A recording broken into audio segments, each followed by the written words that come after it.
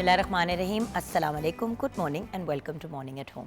मैं हूँ आपकी मेज़बान जुगन काज़िम और व्यूअर्स, आज मैं आपसे बात करना चाहूँगी अल्फाज की, स्पेशली अल्फाज के चुनाव की।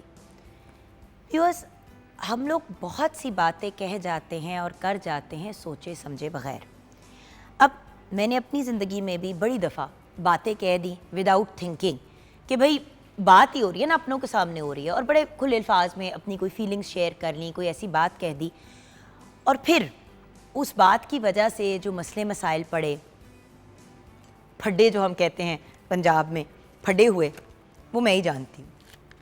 होता यह है व्यूअर्स कि हम लोग बात तो कह देते हैं, लेकिन ये नहीं एहसास करते कि उन अल्फाज का दूसरों पे और हमारे इर्द गिर्द के लोगों पे क्या असर होता है। ज़िंदगी में इंसान ऑब्वियसली किसी का भी गोल या ऑब्जेक्टिव ये तो नहीं होता कि किसी का दिल दुखाए। एग्ज़ाम्पल दूंगी, आप कहीं जाते हैं बाहर, आप अपनी किसी फ्रेंड को देखते हैं बड़े अरसे बाद, उसने फॉर एग्ज़ाम्पल वेट गेन किया हुआ है या उसकी तबीयत नहीं ठीक लग रही। अब आप जाके उसको ये कहते हैं कि हाय अल्लाह तुम्हें क्या हो गया है, तुम इतना वेट क्यों चढ़ गया है। आप दोस्त हैं, आपने जाके एक सवाल किया। अब जिस इंसान का वज़न बढ़ा हुआ है उसको पता है कि उसका वज़न बढ़ा हुआ है, इंस्टेड के उसको ये लगे कि आपने उसके बारे में या उसकी सेहत के बारे में इंक्वायर किया है, उल्टा ऐसे इंसान को ये महसूस होगा कि आप उसको इंसल्ट कर रहे हैं।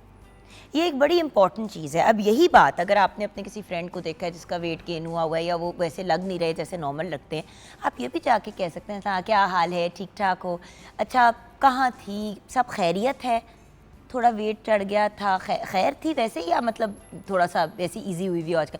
एक तरीका होता है व्यूअर्स बात करने का।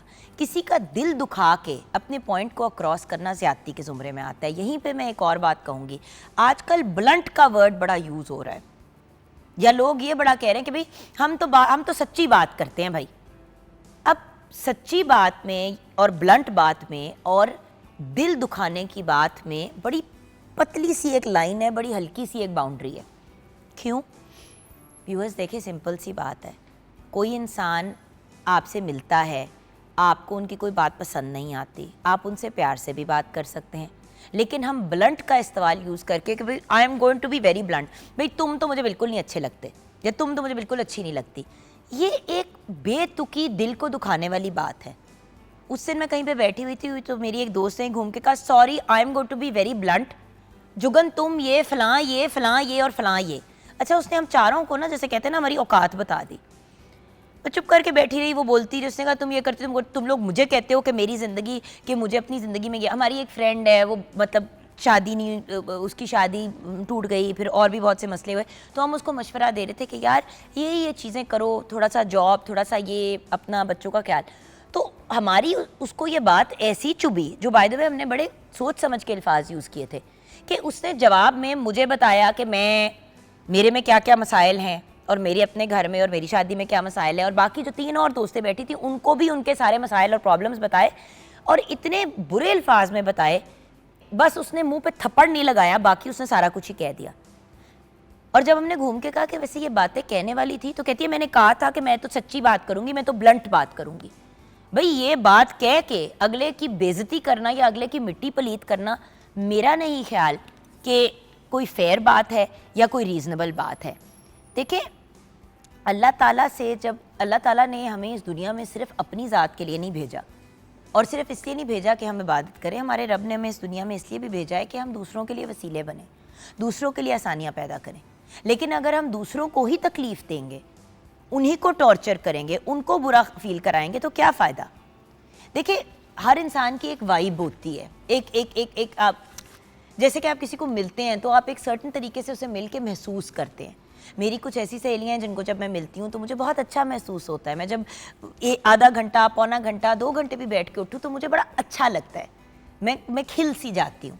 और कुछ ऐसे फ्रेंड्स हैं जिनके साथ 15 मिनट भी गुजारो या 8 घंटे भी गुजारो, तो आप जब उनसे मिल के निकलते हैं तो आपके ऊपर एक बोझ होता है, जैसे कोई भारीपन आप पे तारी हो जाता है। ये दूसरे इंसान की वाइब होती है। सो आपको कोई किस किस्म की एनर्जी देता है, इससे भी बड़ा फ़र्क पड़ता है। तो मैं जहां आपको ये कह रही हूँ कि हमारी एनर्जी दूसरे के साथ पॉजिटिव होनी चाहिए, तो वो लोग जो एक दूसरे का दिल दुखाते हैं और एक दूसरे से बदतमीजियाँ करते हैं, उन लोगों का क्या। کیا ان لوگوں کو احتیاط نہیں کرنی چاہیے؟ ان کو نہیں خیال کرنا چاہیے؟ ان کو سوچنا نہیں چاہیے کسی سے بات کرنے سے پہلے؟ سب سے بڑا مسئلہ ہماری سوسائٹی کا یہ ہے کہ ہمارا جو جی میں آتا ہے اگلے کو کہہ دیتے ہیں، سوچے سمجھے بغیر۔ الفاظ صرف نہیں بائی دا وے، آواز بھی، جذبات بھی، سوچ بھی، جو کچھ ہے، یہ ساری چیزیں ہماری شخصیت کو ڈیفائن کرتی ہیں۔ اگر بندہ غلط سینٹنس کا یوز کرے تو اس کی وائب کیسے اچھی ہو سکتی ہے؟ اگر کوئی انسان ہر وقت دوسروں کو برا فیل کراتا ہے، غلط الفاظ کا چناؤ کرتا ہے، صرف سامنے والے کو ہرٹ کرتا ہے، تو ایسے بندے کے ساتھ کیوں کوئی وقت گزارنا چاہے گا؟ مثلا اگر آپ کسی چیز کو کرٹیسائز کرنا چاہتے ہیں تو بہت ضروری ہے کہ آپ کا انداز تھوڑا نرم ہو، کہ اگلا بندہ آپ کی بات بھی سننے کی کوشش کرے۔ اسٹریٹ فارورڈ ہونا بڑا آسان ہے، بلنٹ ہونا بڑا آسان ہے، لیکن یہ یاد رکھنا بھی ضروری ہے کہ آپ کے سامنے جو دوسرا ہے وہ بھی ایک انسان ہے، وہ جذبات رکھتا ہے، اور اس کے دل میں بھی ایک دل دھڑکتا ہے جو بہت برا فیل کرتا ہے جب آپ اس کے ساتھ برے طریقے سے بات کرتے ہیں۔ اور یہاں پہ میں گھر کے بڑوں سے ریکویسٹ کروں گی کہ جیسے ہی ایج بڑھتی ہے، گھر کے بڑے جو جی میں آتا ہے ینگر جنریشن کو کہہ دیتے ہیں۔ یہ بھول جاتے ہیں کہ جو آگے بیٹھا ہوا ہے وہ آپ کے ساتھ پتہ نہیں کیا امید، کیا خواہش، کیا لگا کے بیٹھا ہے، آپ اگلے کا دل برا کرتے چلے جاتے ہیں۔ مطلب مجھے کسی نے یہ کہا تھا کہ خاموشی سے سنی ہوئی بات اور پیار سے کہا ہوا لفظ زیادہ اثر رکھتا ہے، اور یہ بالکل بات سچ ہے کہ خاموشی سے اگر آپ کسی کی بات سنیں، ایکچولی اس کی بات سنیں، صرف الفاظ نہ سنیں تاکہ آگے سے آپ جواب دے سکیں، اور آپ محبت، پیار اور خلوص سے اگلے کے ساتھ پیش آئیں، تو ویورز آئی ڈونٹ سی کہ آپ کے تعلقات پھر کیوں اچھے نہیں ہوں گے، کیوں پازیٹیوٹی کی طرف آپ لوگ نہیں جائیں گے۔ وہ کہتے ہیں نا، پہلے تولو پھر بولو، تاکہ کسی کی دل آزاری نہ ہو۔ اور بات کرنے کا آپ کا مقصد کیا ہے؟ کیا آپ کا بات کرنے کا مقصد اگلے کا دل دکھانا ہے؟ تو بہتر ہے کہ آپ چپ کر کے کنارہ کشی کر دیں، اٹس بیٹر۔ لیکن اگر آپ اگلے کے سے ایسے بات کرنا چاہتے ہیں کہ اس کے دل میں بھی بات اترے، تو ویورز پھر الفاظ کا چناؤ بہت ضروری ہے۔ آپ کا لہجہ کس قسم کا ہے، آپ کی آواز کی ٹون کیا ہے؟ سمپل سی بات ہے ویورز، اگر سامنے والا ناراض ہے، غصے میں ہے، اونچی آواز میں بات کر رہا ہے، اگر آپ نرم لہجے میں بات کریں گے، اگلا تھوڑا دھیما ہونا شروع ہو جائے گا۔ لیکن اگر آپ کی لینگویج اور آپ کی آواز بھی تلخ ہوگی اور آپ لاؤڈ ہوں گے تو پھر لڑائی ہو جائے گی۔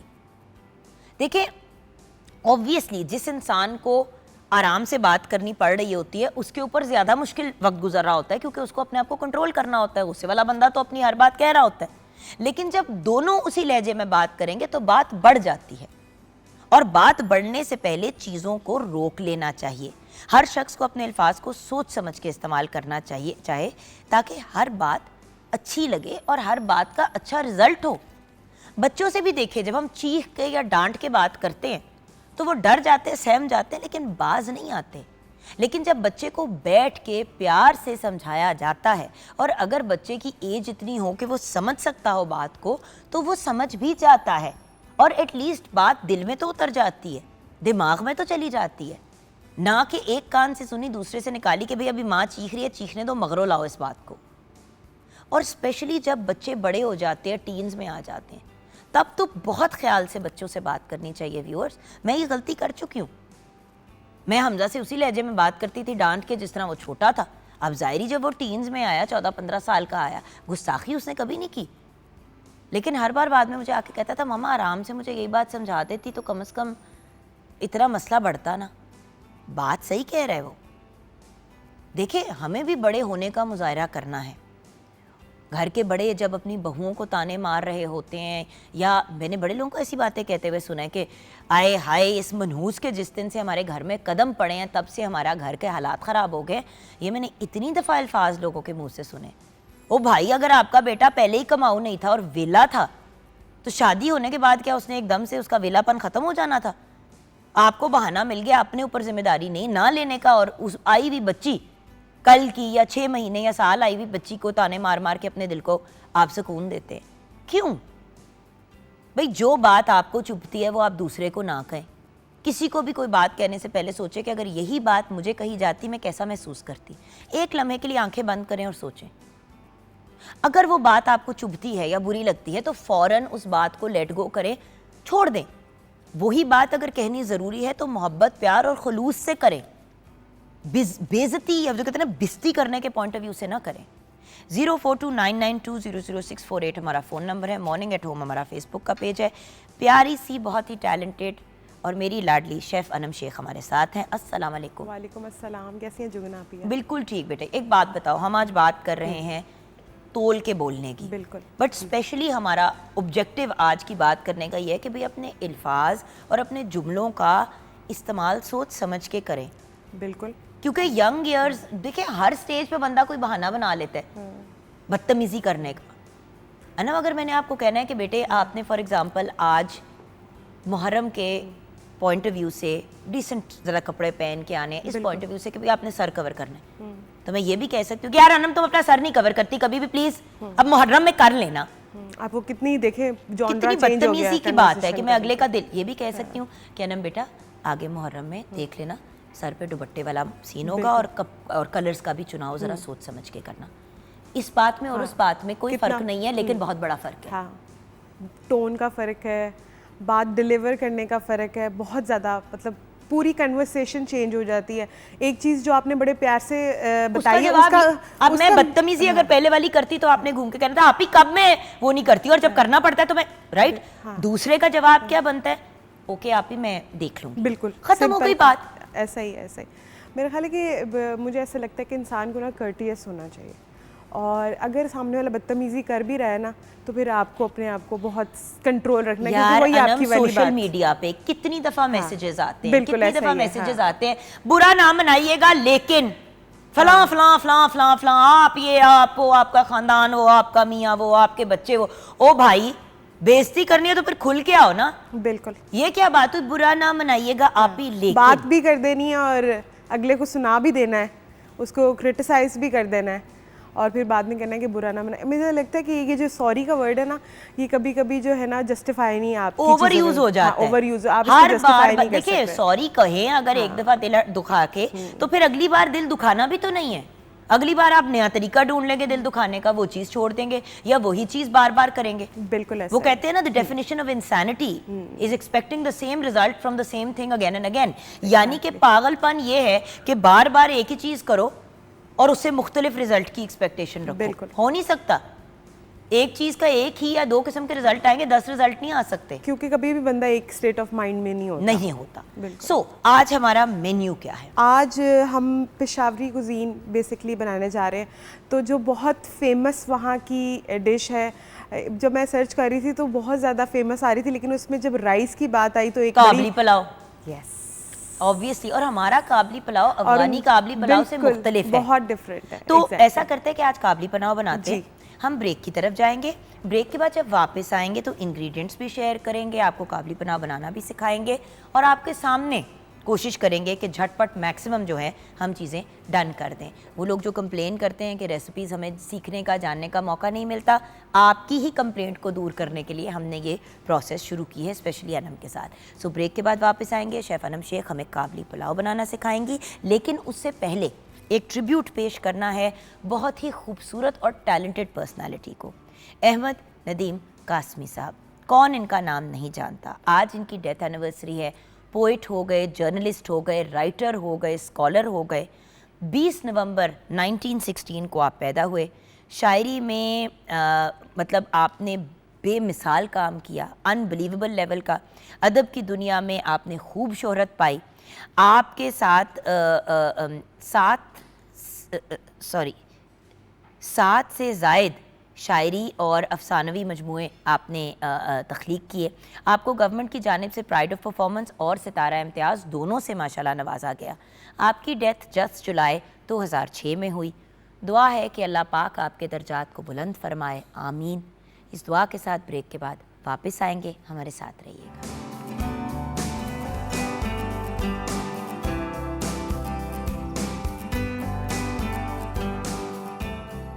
Welcome back from the break viewers. Chef Anam Sheikh हमारे साथ हैं. अनम जी, आज हम काबली पुलाव बना रहे हैं. जी बिल्कुल. मुझे चिकन भी नज़र आ रही है, मुझे चने भी नज़र आ रहे हैं. क्या इंग्रेडिएंट्स बताओ पहले. सबसे पहले तो मैं एक चीज़ बता दूं, हम थोड़ा सा टाइम की शॉर्टेज की वजह से, क्योंकि ऑथेंटिक डिश है, ऑथेंटिक डिश जो है वो बेसिकली बीफ के साथ है. ठीक है. تو آپ اس کو اگر گھر میں بنائیں تو میں آپ کو یہی کہوں گی کہ آپ کی پہلی پریفرنس جو ہے وہ بیف ہونا چاہیے. ادر دین آپ اس کو یا دمبا, ہاں آپ اس کو چکن میں کنورٹ کر سکتے ہیں. اچھا جی, سب سے پہلے جو ہے اس کا مین انگریڈینٹ میں ایک مسالہ یہاں پہ جو آپ نے کچھ کوکنگ کرانی شروع کرانی ہے میرے سے, اس کے بعد پھر انگریڈینٹس بتا دینا تاکہ میں کچھ اگر براؤن. سب سے پہلے آپ جو ہے وہ اس بڑے والے جو کڑھائی ہے اس میں یہ انینس فرائی کرنے کے لیے پیاز ڈال دیتی ہوں, ٹھیک ہے, اور فلیم بے شک آپ اس کی میں کر لیتی ہوں. اچھا, اور دوسری سائڈ کے اوپر جو ہے ہم کریں گے جو گاجر ہے اس کو کیرملائزڈ کرنا سٹارٹ کریں گے.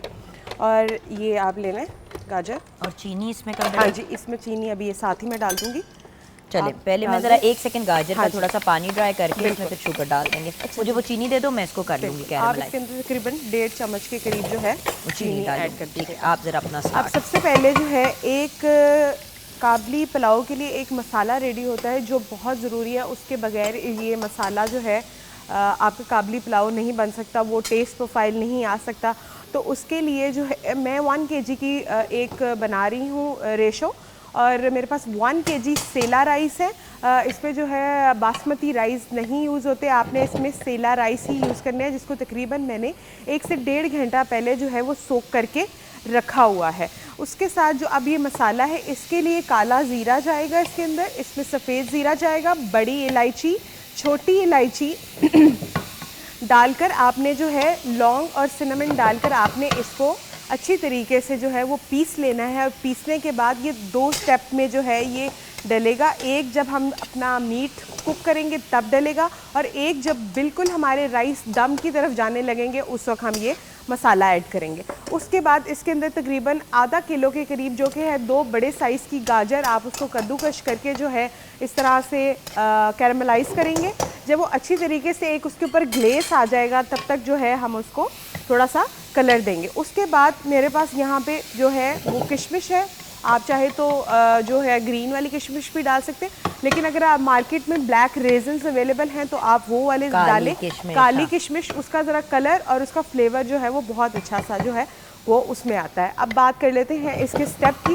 تو سٹیپ نمبر 2 جو ہے آپ نے آئل لے لینا ہے تقریباً 1 کپ کے قریب. اس کے اندر آپ نے ایڈ کرنا ہے 2 سے 3 بڑے سائز کے پیاز. اچھا کوانٹٹی پھر وہی بات ہے کہ میں 1 kg کے حساب سے بنا رہی ہوں, آپ اپنے حساب سے اپ اینڈ ڈاؤن اس کو کر سکتے ہیں. اس میں 2 سے 3 بڑے سائز کے پیاز کو ہے جو ہم فائن سلائس کر لیں گے. سلائس کرنے کے بعد پیاز کو ہم اتنا کوک کریں گے کہ وہ ہلکے سے جو ہے وہ وائٹ فارم میں آنا شروع ہو جائے. ہم نے اس کو ڈارک نہیں کرنا کیونکہ یہ پلاؤ کا جو کلر ہوتا ہے وہ وائٹ ہوتا ہے. آپ جتنا پیاز کو براؤن کریں گے آپ کے چاول اتنے براؤن سائڈ پہ چلے جائیں گے.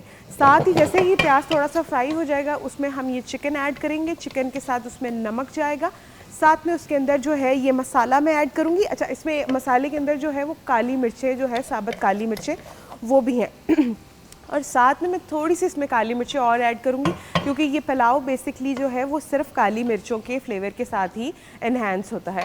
اس کے بعد ہم اچھی طریقے سے جب ہمارا چکن یا بیف یا مٹن بالکل کوک ہو جائے گا پانی ڈال کر, تو اب ہم کیا کریں گے اپنا چکن کو نکال لیں گے اور اسی سٹاک کے اندر, جس سٹاک کے اندر ہمارا مٹن بیف یا چکن کوک ہوا ہے اسی کے اندر جو ہے ہم اپنے رائس کو ڈال دیں گے. ساتھ میں ہم چنے اس میں ڈال دیں گے اور اس کو اچھی طریقے سے پکائیں گے. پکانے کے بعد جیسے ہی پانی ڈرائی ہو جائے گا جو ہمارا کوکڈ میٹ ہے وہ ہم اس میں ایڈ کریں گے. مسالہ جو گرم مسالہ ہم نے ایک بنایا ہوا ہے وہ اس پہ اچھی طریقے سے جو ہے وہ اسپرنکل کریں گے. اسپرنکل کرنے کے بعد ایک سائڈ پہ تھوڑی سی گاجر اور تھوڑی کشمش تھوڑی سی ہم سیو کر لیں گے جو آن سائڈ جو ہے جب ہم اس کو سرو کریں گے تو وہ ایز اے گارنش کے طور پر ہم اس کو یوز کریں گے. اور تقریباً 15 سے 20 منٹ کا اس کو جو ہے ہم دم لگاتے ہیں. تو یہ جو ہے ایک بڑی ہی کوئک بننے والی ریسیپی ہے, لیکن وہی بات ہے کہ اگر آپ اس کے اندر مٹن یا بیف ڈالیں گے تو وہ تھوڑا سا جو ہے وہ ٹائم ٹیکنگ ہو جائے گا. ریشو جو ہے 1 kg رائس ہے ہمارے پاس, 1 kg ہی چکن ہے, اور ½ kg کے قریب جو ہے میرے پاس چنے ہیں جو کہ میں نے بوائل کر لیے ہوئے. تقریباً 80% 20% جو ہے وہ ہم جب رائس میں اس کو ایڈ کر دیں گے تب اس کو کوک کریں گے. تو یہ جو ہے ایک شارٹ سا جو ہے ایک ریسیپی کا میں نے آپ کو ریویو دے دیا ہے. اس میں بے شک تھوڑی سی جو ہے جو کہ تھوڑی سی اور چینی ڈالنا ہے کیونکہ میں نے اس میں 2 چمچ بس ٹھیک ہے. اب جو اگر پیاز ہو گیا ہو تو آپ اس کے اندر جو ہے یہ چکن ڈال دیں. اگر آپ کو لگ رہا ہے کہ ڈن ہے تو مجھے بتا دیں. ہاں جی, کیونکہ میں نے بھی آپ سے ہی سیکھنا ہے. جی بالکل. تو یہ آپ جو ہے یہ چکن اس میں ایڈ کر دیں اور یہ تقریباً 1 kg قریب چکن ہے، اور میں نے چکن جو ہے وہ زیادہ بڑے سائز میں نہیں لیا، لیکن اگر آپ کو بڑا سائز کا چکن اچھا لگتا ہے پلاؤ میں تو آپ کی اپنی پرسنل چوائس ہے، آپ بڑے بڑا میٹ بھی اس کے اندر ایڈ کر سکتے ہیں۔ تو جیسے ہی چکن اچھے طریقے سے جو ہے وہ کک ہو جائے گا تو اب یہاں پہ میں اس کے اندر نمک اور جو گرم مسالہ ہے اور تھوڑی سی جو کالی مرچیں ہیں وہ اس میں ایڈ کروں گی، اور اس سے جو ہے اس کا ہم فلیور کو کریٹ کریں گے۔ پانی نا پلیز چکن کا نکال دیا کریں، کیونکہ دیکھیں نا کتنا بھی آپ اس کو پراپر طریقے سے کریں وہ پانی جو ہے نا آ جاتا ہے، بالکل آ جاتا ہے۔ یہ جو مسالہ میں نے ابھی جس کی ریسیپی آپ کو بتائی ہے، یہ وہ مسالہ میں نے اس کے اندر ایڈ کر دیا ہے۔ ہاف اب ہم ابھی ایڈ کر دیں گے، ہاف جب لاسٹلی ہم دم لگانے لگیں گے اس وقت ہم اس کے اندر ایڈ کر دیں گے۔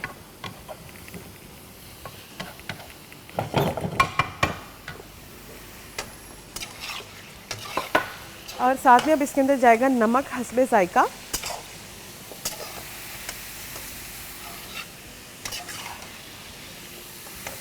اور ساتھ میں ہم اس کے اندر ایڈ کریں گے تھوڑی سی جو ہے کالی مرچ، جس کا بیسکلی جو ہے اس کے اندر فلیور نکل کر آئے گا۔ جیسے پراپر بالکل اوتھینٹک ریسیپی، کوئی زیادہ مسالے نہیں، بالکل منیمم مسالے ہیں، زیادہ کوئی مسالہ آپ نے اس کے اندر ایڈ نہیں کرنا۔ یہ بالکل ہمارے ریگولر چنے والے پلاؤ سے بالکل اس کا ٹیسٹ پروفائل بالکل چینج ہے یہ، اور پیاز بھی اسی لیے دیکھیں اس کا وائٹ رکھا کیونکہ جب ہم اپنے پاکستانی کوزین کے اندر جو ہے جب پلاؤ بناتے ہیں تو ہم اس کا پیاز تھوڑا براؤن کرتے ہیں تو تھوڑا سا کلر آ جائے۔ اب یہ کیرملائزنگ کی طرف جا رہا ہے، بالکل جیسے ہی اور 1 سے 2 منٹ میں یہ کیرملائز ہو جائے گا تو آپ ان کو جو ہے وہ نکال لیں گی اس پلیٹ میں۔ اور یہاں پہ جو ہے میں نے ریزنس کو تقریباً کوئی ہاف این آور ہو گیا ہے اس کو سوک کر کے رکھا ہوا ہے۔ پھر سے ہم 1 سے 2 ٹیبل سپون آئل ایڈ کریں گے، اس میں یہ ریزنس ڈالیں گے، اور ساتھ میں پھر 1 ٹیبل سپون کے قریب جو ہے چینی اس کے اندر ایڈ کریں گے۔ جو ٹوٹل ریشو ہے چینی کی وہ تقریباً 2.5 ٹیبل سپون اس کے اندر جائے گی، کیونکہ جب آپ وہ نمکین رائس کے ساتھ یہ گاجر اور کشمش آپ کے منہ میں جائے گی تو وہ ایک بڑا ہی مزیدار سالٹی اور سویٹش قسم کا جو ہے ایک فلیور آپ کے ساتھ آنا سٹارٹ ہو جائے گا۔ اچھا، اس کے ساتھ ایک چٹنی ہے جو بڑی فیمس ہے، ٹماٹر کی چٹنی، وہ میں نے جو ہے ریڈی کر کے جو ہے ادھر رکھی ہوئی ہے۔ بس اب ہم اس میں لاسٹلی ایڈ کریں گے تھوڑا سا سالٹ اور ونیگر۔ اس کے اندر جو ہے ٹماٹر ہیں تقریباً 4 سے 5 عدد ٹماٹر میں نے اس میں یوز کیے ہیں۔ یہ تھوڑی لیکوڈ سی چٹنی ہوتی ہے، یہ بالکل سخت نہیں ہوتی، ہم نے اور ہم نے جان کے اس کو لیکوڈ ہی رکھا ہے کیونکہ دہی اور یہ چٹنی مکس کر کے جب آپ رکھتے ہیں بڑا مزے کا ایک اس کا تو آپ نے اس کے اندر جو ہے ٹماٹر ڈالنے 4 سے 5 نارمل سائز کے ٹماٹر ہیں۔ اس میں بالکل 1 کپ کے قریب جو ہے ہرا دھنیا ہے، 2 سے 3 کلووز جو ہیں وہ گارلک کے ہیں اس کے اندر، اس ساتھ میں اس کے اندر لیمن جوس ہے۔ اب میں اس کے اندر تھوڑا سا سالٹ ایڈ کروں گی، اور ساتھ میں اس کے اندر ایڈ کر دوں گی تھوڑا سا ونیگر جو کہ اس کو تھوڑا سا کھٹاس کا ایلیمنٹ دے گا۔ اچھا، آپ چاہیں تو اس کے اندر بے شک جو ہے املی کا پلپ بھی یوز کر سکتے ہیں، یہ آپ کی اپنی پرسنل چوائس ہے، میں ایک انوویشن ہو جائے گی اس کے اندر۔ بس آپ نے کیا کرنا ہے کہ آپ نے اپنے پلاؤ کے ساتھ اس اکیلی چٹنی کو انجوائے کرنا ہے، تو یہ کمپلیٹ ایک میل ہے۔ awesome۔ جی، اور جیسے ہی اب یہ جب چکن اچھے طریقے سے فرائی ہو جائے گا، فرائی ہونے کے بعد جو ہے ہم اس کے اندر ایڈ کر دیں گے پانی۔ اچھا، پانی جو ہے ہم تھوڑی زیادہ کوانٹٹی میں ایڈ کریں گے، اس میں تقریباً 4 گلاس کے قریب اس کے اندر پانی جائے گا، اور 4 گلاس جب پانی 2 گلاس رہ جائیں گے تو ہم اپنا چکن جو ہے وہ نکال لیں گے، پھر اپنے رائس اس کے اندر ایڈ کر دیں گے، اور ایڈ کرنے کے بعد تھوڑا سا پانی اور اس کے اندر ایڈ کریں گے، اور پھر لاسٹلی جب پانی بالکل ڈرائی ہو جائے گا، رائس کوک ہو جائیں گے، تو پھر ہم اس کے اندر چکن رکھیں گے۔ You want to put more چینی in this or no؟ ٹھیک ہے، بہت ہے اتنی چینی، کیونکہ ابھی وہ کشمش میں بھی ڈل جائے گی نا تو وہ پھر بیلنس ہو جائے گا۔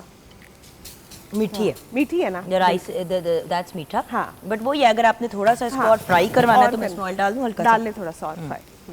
ڈپینڈ کرتا ہے۔ اب 2 قسم کے ہیں، میں نے یہ وہ والا بھی کھایا ہے جس میں بہت کرنچی بھی ہوتے ہیں یہ، اور میں نے وہ بھی کھایا ہے جس میں یہ سافٹ ہوتے ہیں اور کشمش کرنچی، بالکل کشمش کرنچی ہوتی ہے، تو یہ پھر آپ کی اپنی پرسنل چوائس ہے۔ اچھا، اور ایک اور چیز ہے کہ اگر کسی کو فار ایگزامپل کابلی پلاؤ میں یہ نہیں پسند، لیکن یہ سارا ابلنے گرمی والا کام یہ میرے سے کرا رہی ہے، اللہ اس کو پوچھے گا۔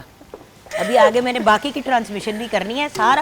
ایک تو یہ ہوتا ہے نا اپنے بچوں کے ساتھ کوئی بھی کام کرو، اور مجھے تو سب سے زیادہ مزہ آتا ہے کہ جگن آپ ہی ادھر ہوتی جاتی ہیں اور میں بالکل ادھر ہوتی جاتی ہوں۔ نہیں بیٹا، اتنے سال آپ نے ہی سارا کیا ہے، تو the point is وہ ہمارا ایک فارمیٹ فرق تھا. آپ کو پتہ ہے کھانا بنانے کا مجھے شوق ہے, اور چاہے آپ سے کوئی چھوٹا ہو یا بڑا ہو, سیکھنے کا عمل تو میرا بچہ ساری زندگی جاری رہتا ہے.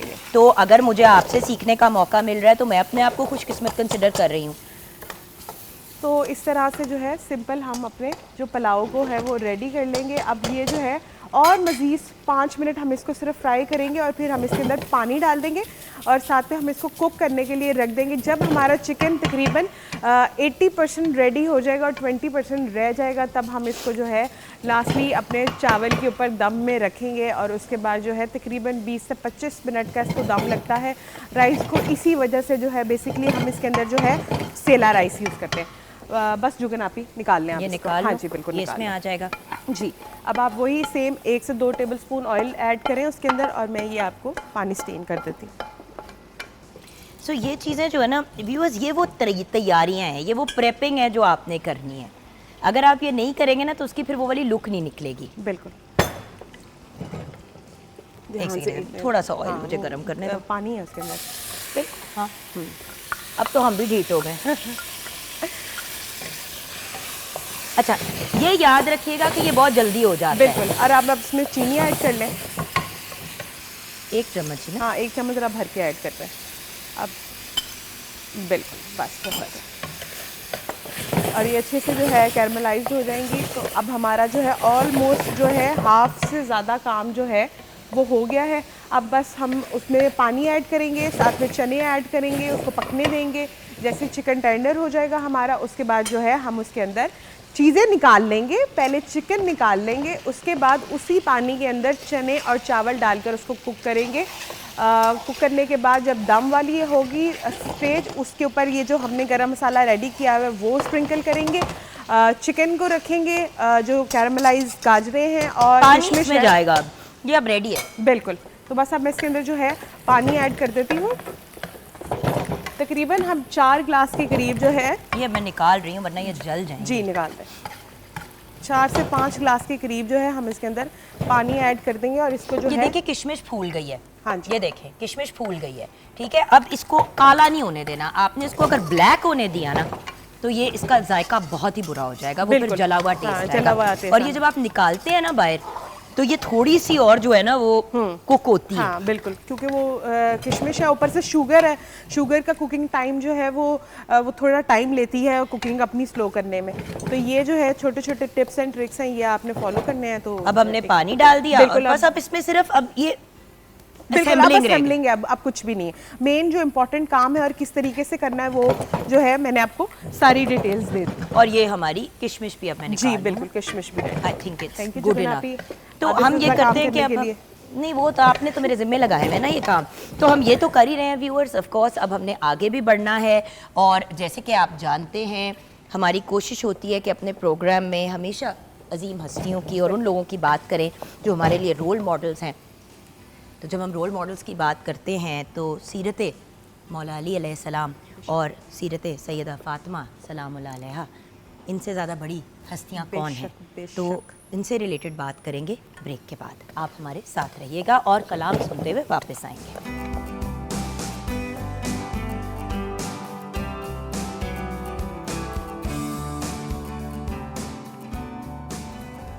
Welcome back from the break viewers.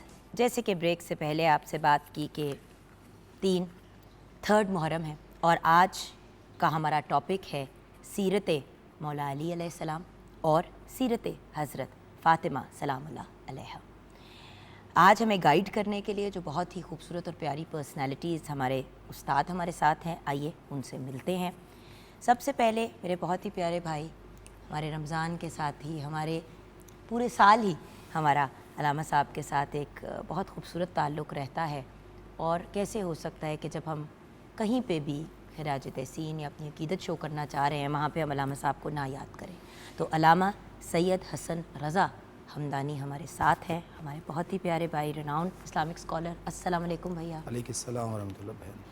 اور ہمارے ساتھ ایک اور بہت brilliant personality, head of Islamic studies at the university of Gujrat, well known Islamic scholar doctor Syed Hamid Farooq Bukhari. السلام علیکم. وعلیکم السلام. ڈاکٹر صاحب welcome back to the show. بہت شکریہ. آپ کے ساتھ بھی ہماری پوری Pakistan television network کی فیملی کا بڑا خوبصورت تعلق ہے. تو علامہ صاحب آج آپ کو یاد کیا ایک نہیں دو اتنی عظیم ہستیاں جو اتنی خوبصورتی سے انٹرٹوائنڈ ہیں، آج ہم ان کی بات کریں گے۔ تو اگر ہم بات کریں بی بی فاطمہ سے، کچھ ان کے بچپن پہ روشنی ڈالیں، کچھ ان کی شخصیت پہ روشنی ڈالیں، اور ان کا نبی پاک صلی اللہ علیہ وآلہ وسلم کے ساتھ جو ایک بہت ہی خوبصورت سا تعلق تھا، اس پہ بھی بات کریں۔ جی بسم اللہ الرحمن الرحیم۔ قال سبحان انا اعطیناک الکوثر، صدق اللہ المولان العلی العظیم۔ جناب سیدہ فاطمہ زہرا سلام اللہ علیہا کی شخصیت وہ ذات ہے کہ جس سے خود نبی اکرم صلی اللہ علیہ وسلم تسکین پاتے تھے، اور جس زمانے میں جناب سیدہ سلام اللہ علیہا کی آمد ہوئی ہے، اس زمانے سے متصل زمانہ ایک ایسا زمانہ ہے کہ جس زمانے کے بارے میں ساری دنیا جانتی ہے کہ باقاعدہ مکہ کے طرف میں ایک قبرستان تھا کہ جہاں پہ بچیوں کو زندہ درگور کیا جاتا تھا، باقاعدہ پورا قبرستان تھا۔ یعنی وہ عرب اپنے لیے اس کو ننگ و عار یا شرمندگی کی سامان نہیں سمجھتے تھے، بلکہ اپنی بیٹیوں کو زندہ درگور کر کے فخر و مباہت کرتے تھے بے شک کہ ہم نے کل کو آنے والا ہمارے لیے پریشانی کا سامان اور ہمارے ماتھے کا کلنک کہ کوئی ہمارا داماد بنے، تو اس کو پہلے ہی ہم نے مٹا دیا اور زندہ بچی کو درگور کر دیا۔ اور اس کو قرآن نے بھی کہا کہ باقاعدہ جب معاشر قائم ہوگا تو خدا خود کہے گا فَبِأَيِّ ذَنبٍ قُتِلَتْ، کہ ان کو کس جرم میں قتل کیا گیا۔ تو بہرحال ایسے معاشرے میں نبی اکرم صلی اللہ علیہ وسلم کو اللہ فرزند عطا کرتا ہے اور فرزند لے لیتا ہے، پھر فرزند عطا کرتا ہے، فرزند لے لیتا ہے۔ جناب طیب و طاہر، جناب عبداللہ و قاسم، کہ جو کمسنی کے عالم میں ہی دنیا سے رخصت ہو جاتے ہیں۔ ایسے میں دشمن کہ چونکہ رسول خدا اعلان رسالت فرما چکے ہیں، دشمن رسول خدا کو ابتر ہونے کا طعنہ دیتے ہیں، جہاں سے گزرتے ہیں وہ جملے کستے ہیں۔ ایسے میں توحید بشارت دیتی ہے انا اعطیناک الکوثر، میرا حبیب ان قریب ہم تجھے کوثر عطا کریں گے، فصلی لربک وانحر ان شانک هو الابتر۔ یہ تجھے جو ابتر کہتے ہیں نا میرا محمد، تجھے خیر کثیر نصیب ہوگا، تجھے نسل کوثر میسر رہے گی، یہ ابتر ہوں گے۔ تو اس کے بعد باقاعدہ سے مسلمان بھی جب اپنے مد مقابل کے سامنے آتے تو وہ کہتے ہمارے لیے اللہ نے نویز سنائی ہے کہ خدا ہمیں خیر کثیر عطا کرنے والا ہے، تم ہمارے نبی کے لیے ابتر کہتے ہو۔ اور پھر جب نبی اکرم صلی اللہ علیہ وسلم کے گھر میں یہ پھول کھلا تو روایت کہتی ہے رسول خدا بعثت کا 5واں سال ہے اور جناب سیدہ کو اپنے ہاتھوں پہ اٹھائے ہوئے حرم کعبہ میں داخل ہوئے، اور خانہ کعبہ کی سیڑھیوں پہ جا کر رسول خدا نے فرمایا اعلم الناس، لوگو جان لو، ہاذہ بنتی سمیتھا فاطمہ وفداک ابی و امی علی ھذا، فرمایا کہ لوگو جان لو کہ یہ میری بیٹی فاطمہ ہے، ان ھذہ کوثر، یہ وہ کوثر ہے جس کا اللہ نے ہم سے وعدہ کیا ہے۔ اور پھر بچپنے کے عالم میں بھی جناب سیدہ سلام اللہ علیہا کے حوالے سے دیکھا جائے تو اپنے بابا کی اس طرح ناصر و مددگار نظر آتی ہیں کہ 4 سال کا سن ہوتا ہے اور رسول خدا حرم کعبہ میں نماز پڑھ رہے ہوتے ہیں، ایسے ابو جہل اور اس کے حواری لا کر اوجری رسول اللہ کی گردن پہ ڈال دیتے ہیں، اونٹ کی اوجری ڈالتے ہیں، ظاہر اونٹ بڑا جانور ہے، اس کی اوجری بھی بڑی ہے۔ اب جناب سیدہ اپنے ہاتھوں سے ہٹانا چاہتی ہیں، اب 4 سال کی بچی کتنا وزن اٹھا سکتی ہے، لیکن فوراً جب نہیں اٹھا پاتی تو جناب ابو طالب کی طرف استغاثہ کرتی ہیں، حضرت ابو طالب تشریف لاتے ہیں، اوجری ہٹاتے ہیں، اور ایسے میں کہ اسلام کی ناصرہ بنتی ہیں جناب سیدہ۔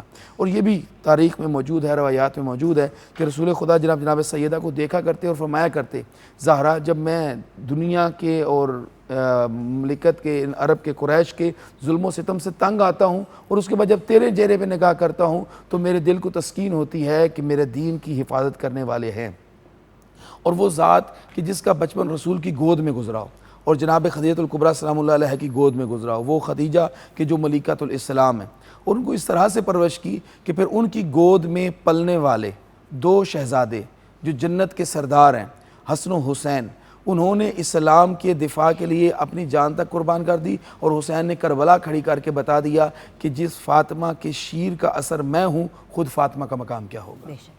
جی ڈاکٹر صاحب اسی گفتگو کو آگے لے کے بڑھتے ہیں۔ جی بسم اللہ الرحمن الرحیم، اللہم صلی علی محمد وعلی آل سیدنا مولانا محمد وبارک وسلم صلی علیہ۔ یقیناً یہ ہمارے لیے بڑے سعادت کے لمحات ہیں کہ اللہ رب العزت نے ان حرمت والے ایام میں ان 2 مبارک ہستیوں کا ذکر کرنے کی ہمیں توفیق عطا فرمائی۔ بے شک۔ میں اگر یوں کہنا چاہوں کہ ان دونوں ہستیوں میں سے ایک ہستی تو وہ ہے جو کائنات کی عظیم ترین دلہن ہے، اور دوسری ہستی وہ ہے جو کائنات کا عظیم ترین دلہا ہے۔ بے شک۔ اللہ رب العزت نے ان کی صورت میں بھی اور ان کی سیرت میں بھی ہمارے لیے رہنمائی رکھی ہے۔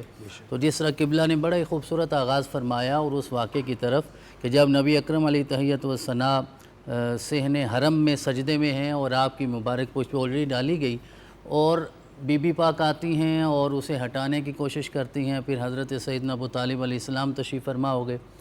تو جب وہ سارا معاملہ ہو گیا تو نبی اکرم نے جناب زہرا کو اپنے سینے کے ساتھ لگایا اور زہرا پاک کی آنکھوں میں آنسو تھے، نبی اکرم نے صاف کیے تو آپ نے ارشاد فرمایا تم ہو تو میری بیٹی، لیکن میرے ساتھ تم ایسے پیار کر رہی ہو جیسے کہ ماں اپنے بیٹے کے ساتھ پیار کرتی ہے، تو تم ام ابی ہاں ہو کہ اپنے باپ کی ماں ہو۔ ذرا ہمیں اس بات پہ بھی غور کرنا ہے کہ نبی اکرم کا جناب زہرا سے آخر کیا رشتہ تھا کہ آج تک کوئی محدث، کوئی مفسر، کوئی سیرت نگار، کوئی مورخ، کوئی سمجھ ہی نہیں پایا۔ ظاہری طور پہ ہم کہتے تو یہ ہیں کہ وہ بیٹی ہیں رسول اکرم کی، لیکن رسول اکرم نے ارشاد فرمایا تم اپنے باپ کی ماں ہو۔ اب وہ رشتے کا تقدس کیا ہے کہ اس طرح میرے ساتھ محبت کر رہی ہو جیسے ماں اپنے بیٹے کے ساتھ محبت کرتی ہے۔ اب ان ہستیوں کی سیرت کو ہم کیا سمجھ پائیں گے؟ ہماری معرفت میں وہ ہستیاں کیسے آ سکتی ہیں کہ حضرت سیدنا امام جعفر صادق علیہ السلام آپ ارشاد فرماتے ہیں کہ فاطمہ یہ جو نام رکھا گیا ہے نا، اس کا مطلب یہ ہے کہ اللہ رب العزت نے فاطمہ کی معرفت اپنے سوا اور جناب رسول اللہ کے سوا اور مولا کائنات شیر خدا کے سوا کسی کو عطا ہی نہیں فرمائی۔ آج تک کوئی سمجھ ہی نہیں پایا کہ فاطمہ کیا ہے۔ یہ آپ کے نام کی بات ہے، سیرت تو بہت دور کی بات ہے نا، نام میں اللہ نے یہ برکتیں رکھی ہیں۔ اسی لیے تو بعض اوقات علمی اعتبار سے بھی لوگ ٹھوکر کھا جاتے ہیں، سمجھ ہی نہیں پاتے کہ جناب زہرا پاک کا مقام کیا ہے۔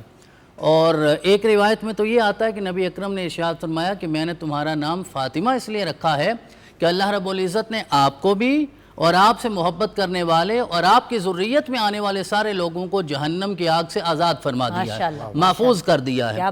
اب یہ نام میں اتنی برکتیں ہیں جناب مولا کائنات۔ اسی لیے تو کہا جاتا ہے ڈاکٹر صاحب کے نام سوچ سمجھ کے رکھنا چاہیے، اچھے نام سلیکٹ کرو اپنے بچوں کے لیے۔ اس میں بھی ایک بہت بڑی لاجک اور مسئلہ، دیکھیں ہم جو بھی گفتگو کرتے ہیں ویورز، اس میں سے ہم نے کچھ سیکھنا ہے۔ جی جب ہم ہسٹری کی بات کرتے ہیں تو ہسٹری کا کوئی فائدہ نہیں ہے جب تک ہم ہسٹری سے کچھ سیکھیں نا۔ بالکل صحیح فرمایا۔ اب اتنی عظیم ہستیوں کے جو چھوٹے اور بڑے عمل، خیر ان کے تو سارے عمل ہی بڑے ہیں، لیکن ان کا چھوٹا عمل بھی ہمارے لیے بہت بڑا عمل ہے، تو ہمیں امپلیمنٹ کرنا چاہیے۔ اب نام کی بات کریں، آج کل اتنے اوٹ پٹانگ لوگ نام رکھ رہے ہیں اپنے بچوں کے، میں حیران ہو جاتی ہوں کہ یہ اس کا مطلب کہ کچھ نہیں، اس کا ساؤنڈ اچھا تھا، او بھائی جس نام کا ہی کوئی مطلب نہیں ہے اس بچے کی زندگی کا کیا مقصد ہوگا؟ بالکل۔ اور پہلے کسی بچے کے قافیہ ردیف میں نام رکھے جاتے ہیں اور مقصد کوئی نہیں ہوتا۔ بالکل جناب زہرا پاک کا یہ نام اور مولا کائنات کا نام علی۔ اب علی نام پہ بھی اگر غور کر لیں، جسے میرے رب نے ہی علی بنایا ہے، جسے میرے رب نے بلند کر دیا ہے، اب کائنات میں کوئی انسان یہ جرت نہیں کر سکتا کہ آپ کے مرتبے کو کم کرنے کی کوشش کرے۔ اور آپ کا نام ایک روایت میں آتا ہے کہ اسد رکھا گیا، ایک روایت میں آتا ہے آپ کا نام حرب رکھا گیا، یہ سارے نام رکھے گئے۔ تو نام وہ رکھنے ہیں، ذرا دیکھیے نا، آج بھی ہم نام رکھتے ہیں، اپنے بچوں کے نام رکھتے ہیں، تو ہم بچے کا نام رکھتے ہیں جی یہ عابد ہے، پیدا ہوتے ہی نام عابد رکھا، پتہ نہیں ساری زندگی اس نے عبادت کرنی ہے یا نہیں کرنی۔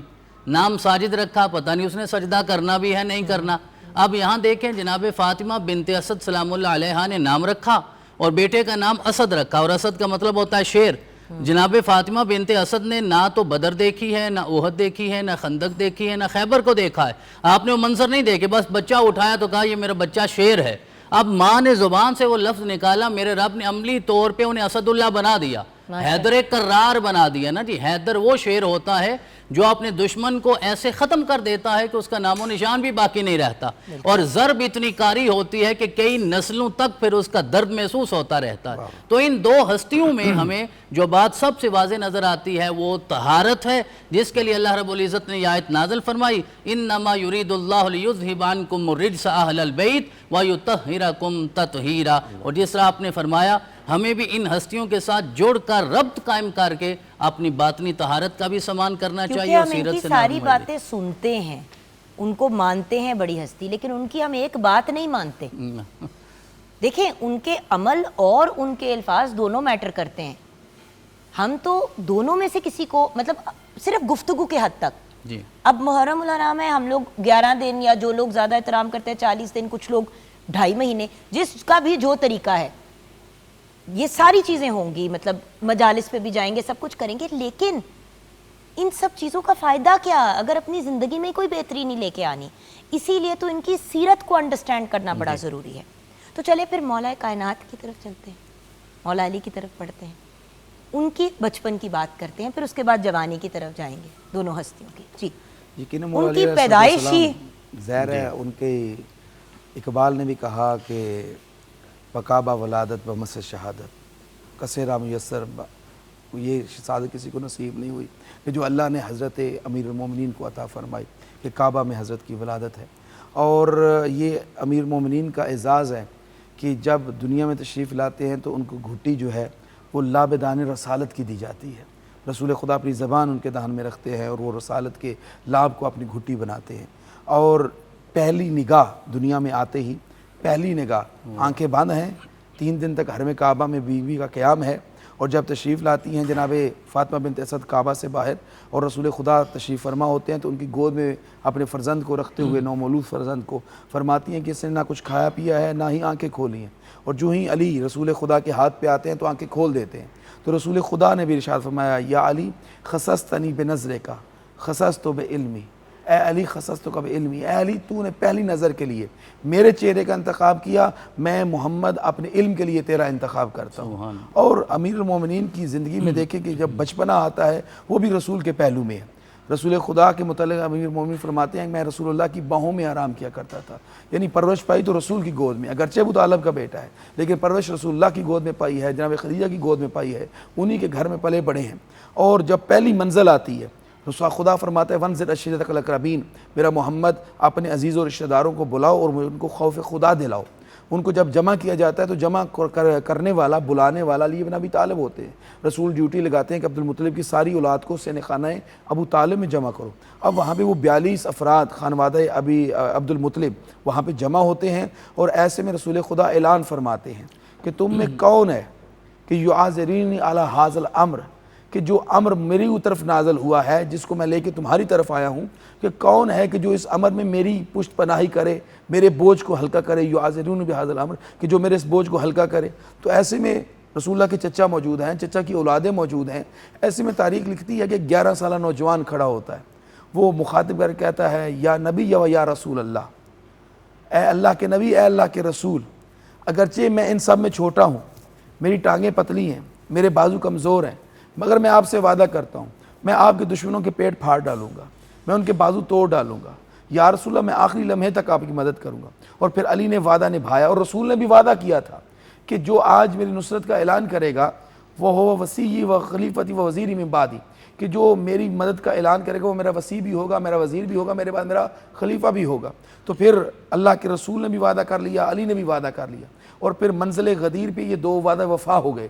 یعنی علی نے ہر منزل پہ وعدہ کیا, جو وعدہ وفا کیا, چاہے وہ مکہ میں ہو چاہے وہ مدینہ میں ہو. مکہ میں جب رسول اللہ صلی اللہ علیہ وسلم گھر سے نکلتے ہیں تو قریش مکہ رسول اللہ کو تنگ کرتے ہیں. حضرت ابو طالب نے قریش مکہ کو جمع کیا اور کہا سنو, محمد ہماری حرمت ہے, ہماری عزت ہے, ہمارا وقار ہے, اگر کسی نے مصطفیٰ کی طرف ہاتھ اٹھایا یا انگشت کی یا مصطفیٰ کو تنگ کرنے کی کوشش کی تو ابو طالب تمہارے سر تمہارے دھڑوں پہ نہیں رہنے دے گا.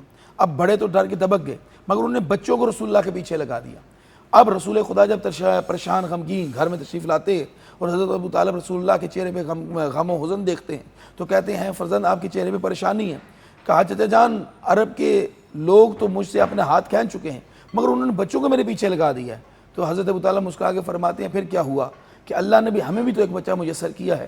اور پھر علی کی ڈیوٹی لگتی ہے اور اگلا ہی دن ہوتا ہے کہ علی علیہ السلام رسول خدا کے ساتھ ساتھ چلتے ہیں, اور پھر جہاں کہیں بچہ کو جسارت کرتا ہے علی اس کی پٹائی کر دیتے ہیں. اب وہ شکایت لے کے آتے ہیں تو حضرت ابو طالب کہتے ہیں کل ہم نے جب کہا تھا تم نے کہا تھا یہ بچے ہیں, تو آج ہم بھی یہی کہتے ہیں کہ یہ بچے ہیں.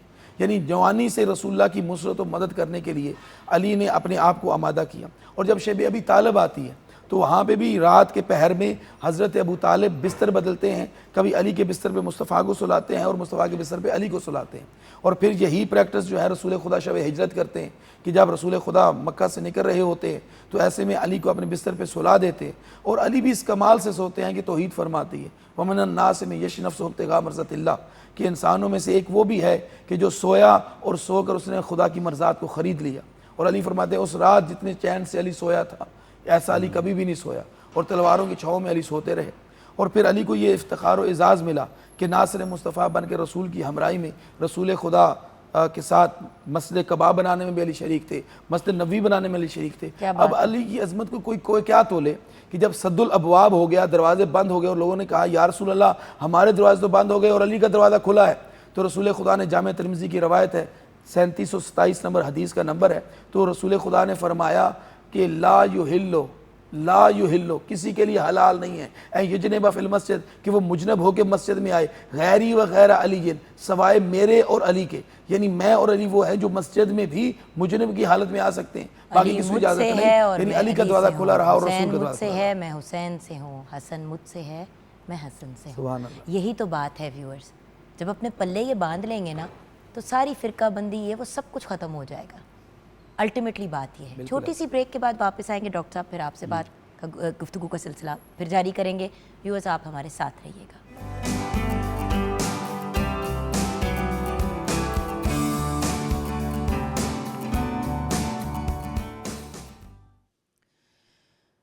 حسین جس کے قدم پہ سر کو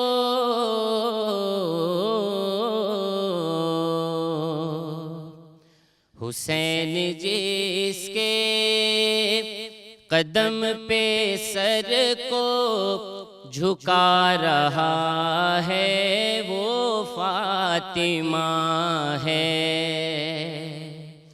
حسین جس کے قدم پہ سر کو جھکا رہا ہے وہ فاطمہ ہے. ردا میں جس کی حسن بھی خود کو ردا میں جس کی حسن بھی خود کو چھپا رہا ہے وہ فاطمہ ہے. اور علی کا چہرہ علی کا چہرہ علی کی آنکھیں جو کھلے تو چہرہ مصطفیٰ کو دیکھیں. علی کا چہرہ علی کی آنکھیں جو کھلے تو چہرہ مصطفیٰ کو دیکھیں. اور وہ خدا بھی جس کی خاطر علی کو بنا رہا ہے وہ فاطمہ ہے. خدا بھی جس کی خاطر علی کو بنا رہا ہے وہ فاطمہ ہے. اور توحید کی یہ کرن ہے پیاری سکھائی جس نے توحید ساری. توحید کی یہ توحید کی یہ کرن ہے پیاری سکھائی جس نے توحید ساری. خدا نمازوں میں جس کی تسبیح پڑھا رہا ہے وہ فاطمہ ہے. خدا نمازوں میں جس کی تسبیح خدا نمازوں میں جس کی تسبیح پڑھا رہا ہے وہ فاطمہ ہے. وہ جس کے قدموں پہ سر کو اپنے حسین جھکا رہا ہے وہ فاطمہ ہے. جزاک اللہ، سبحان اللہ. بہت بہت شکریہ. محمد ذیشان ایوب نے ہمیں جوائن کیا ہے بریک کے بعد. بہت ہی معروف اور ٹیلنٹڈ ثنا خواں ہیں. السلام علیکم بھیا. وعلیکم السلام. ویلکم ٹو دا شو. ہم گفتگو کر رہے ہیں دو بہت ہی عظیم ہستیوں کی. ہمارے ساتھ علامہ سید حسن رضا ہمدانی ہیں اور ڈاکٹر سید حامد فاروق بخاری. डॉक्टर साहब गुफ्तगू को आगे बढ़ाते हैं। जी, जिस तरह क़िबला ने मौला कायनात शेर खुदा के बचपन का तज़किरा किया, अब देखिए हमें सबसे बुनियादी चीज़ ये समझनी है कि मौला अली वो हैं जिनकी तरबियत उनके बाबा हजूर ने हज़रत सैयदना अबू तालिब अलैहिस्सलाम ने फरमाई है, और नबी अकरम की मोहब्बत की गुट्टी लेकर आप परवान चढ़े हैं, आप जवान हुए हैं। आपके बचपन में क्या होता है कि आप बार बार वो वाक़यात देख रहे हैं कि मक्के वाले आ रहे हैं जनाब सैयदना अबू तालिब अलैहिस्सलाम के पास और आकर कहते हैं जी कि अपने भतीजे को रोकिए। अब वो बार बार आते हैं, कभी अबू लहब आ जाता है, कभी अबू जहल आ जाता है, उतबा शहबा आते हैं, दूसरे सरदार आते हैं। अब हज़रत अबू तालिब अलैहिस्सलाम ने अपने भतीजे को एक मरतबा ये अर्ज़ कर दिया तो आका ने ये इरशाद फरमाया कि अगर वो मेरे दाएं हाथ पे सूरज भी ले आएँ और बाएं हाथ पे चाँद भी आए तो फिर भी मैं अल्लाह के इस अमर की तबलीग से रुकूंगा नहीं। तो आपने एक जुमला इरशाद फरमाया उस मौके पे, आप कहने लगे इज़हब या इब्न अखी फ़कुल मा अहबब्ता। आपने फरमाया उठो मेरे भतीजे, जाओ जो करना चाहते हो करो, तेरा चच्चा तेरे साथ है। अब जनाब अबू तालिब अलैहिस्सलाम का ये फरमान सुन रहे हैं मौला कायनात शेर खुदा, और जैसा कि हम सारे जानते हैं ना, बच्चों को बचपन में जिस चीज़ की तरबियत दी जाती है वो हमेशा याद रहती है, वो भूलते नहीं हैं। अब मौला कायनात ये देख रहे हैं कि मेरे बाबा कितनी मोहब्बत कर रहे हैं अपने भतीजे के साथ और सरवर कायनात के साथ, जनाब रहमतुल आलमीन के साथ। एक मौके पे आपने चंद अशार इरशाद फरमाए हज़रत अबू तालिब ने, और मैं ये तरबियत की बात अर्ज़ कर रहा हूँ कि मौला कायनात ये चीज़ें देख रहे हैं और सीख रहे हैं। आपने इरशाद फरमाया, सारे मक्के वालों को ऐलान किया कि कज़ब तुम व बैतिल्लाह नुब्ज़ी मुहम्मदा वलम्मा नुताइनु दूनहु व नुनादिली। हज़रत अबू तालिब ने इरशाद फरमाया, अल्लाह के इस घर की कसम तुम झूठ बोलते हो कि मैं मोहम्मद को छोड़ दूंगा, जब तक मेरे खून का आखिरी कतरा भी बाकी है मेरे मोहम्मद तक कोई पहुंच नहीं सकता। अब ये बात सुनी है मौला कायनात शेर खुदा ने, यकीनन हज़रत जाफ़र बिन अबी तालिब भी वहाँ तशरीफ़ फरमा होंगे, जनाब अकील बिन अबी तालिब भी वहाँ तशरीफ़ फरमा होंगे। उन्होंने फिर अपने बाबा के उस वादा को निभाया है करबला तक, जनाब मौला अली असगर तक उस वादे को निभाया गया। और ये इरशाद उनका और ये शेर हज़रत अबू तालिब का कि वल्लाहि लन यसिलू इलैका बिजमइहिम हत्ता उवस्सद फी तुराब दफीना। आपने इरशाद फरमाया, मक्के वालों याद रखो, जब तक मुझे ज़मीन में दफन न कर दिया जाए मेरे मोहम्मद तक कोई पहुँच नहीं सकता। तो जनाब जाफ़र ने भी अब्बा हजूर का वादा पूरा किया, जनाब मौला अली ने वादा पूरा किया, और वो शेब अबी तालिब की तरफ जो आप इशारा कर रही थी, और हज़रत ने भी इरशाद फरमाया वो 3 साल बनते हैं और 1 साल की 365 रातें होती हैं, 3 सालों की 1000 रातें बनती हैं। वो 1000 रातें मश्क करवाई जा रही है, एक्सरसाइज है। क्यों कि शब हिजरत में नबी अकरम के बिस्तर पे मौला अली ने सोना है। तो अली तो रोज़ सोया करते थे, ज़माने ने समझा कि शायद एक बार ऐसा हो रहा है। अली तो उस चीज़ के आदी हो चुके थे, सो गए, सुबह उठे, लोगों ने देखा ये तो मुस्तफ़ा नहीं, ये तो मुर्तज़ा है।